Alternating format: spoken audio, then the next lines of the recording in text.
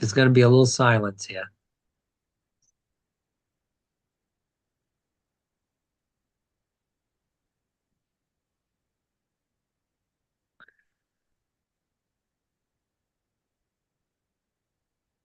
All right, we are here on another episode of Fire Breather Rob. Very special guest today. Really looking forward to our conversation. But before we get into the conversation, I'd just like to remind people like, subscribe, share on the podcasting sites. If you're listening to us on the radio, obviously you can't do that, but we do appreciate you listening.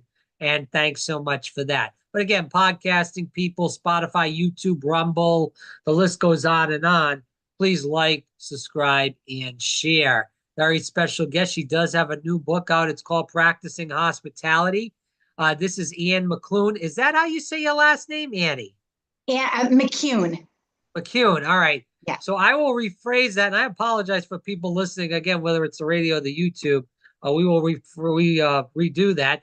So we do have Annie McCune here on the program. I hope I didn't flub that up again. But it is Practicing Hospitality. That is the book out.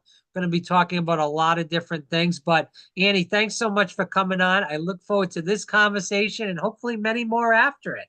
Well, thanks, Rob. I'm excited. So let's talk a little bit about yourself before we start off. Tell the audience a little bit about you and in general. I guess we should just start off with that. Okay. Well, I am a mom and a wife and a grandmother to 12 of my own and to dozens of others, because we have been opening our door to people for generations, it seems, in decades. So that we've also had the privilege of hosting people from a number of other nations that needed home bases. And so we've got people that really consider us family from Kyrgyzstan and Afghanistan and Honduras and a number of other places. And so that's super exciting. I've been privileged to be a community volunteer, sit on a number of boards, from school boards to civic boards to ministry boards. And I just have a wonderfully full life. I grew up in Western New York, lived there most of my life, circled the Northeast during my college years, went to Dartmouth. And then 2 years ago, we moved to the Atlanta area to be closer to grandkids. So. Right. Makes sense. Now, I want to talk about the book again, Practicing Hospitality, the Joy and Grace of Loving Strangers. How did the book come about? I do want to talk about the title after that. Yeah, well, because like I said, one of the things that we have just always done is open our door. And that started, I think, easily for me because I lived next door to my grandparents on one side and cousins on the other. And we just had open doors, kids in and out. Grandma always had a candy drawer, so we'd have to make at least one trip a day over to Grandma's house. The door was open. You know, grab the little Tootsie Roll Pop, come back.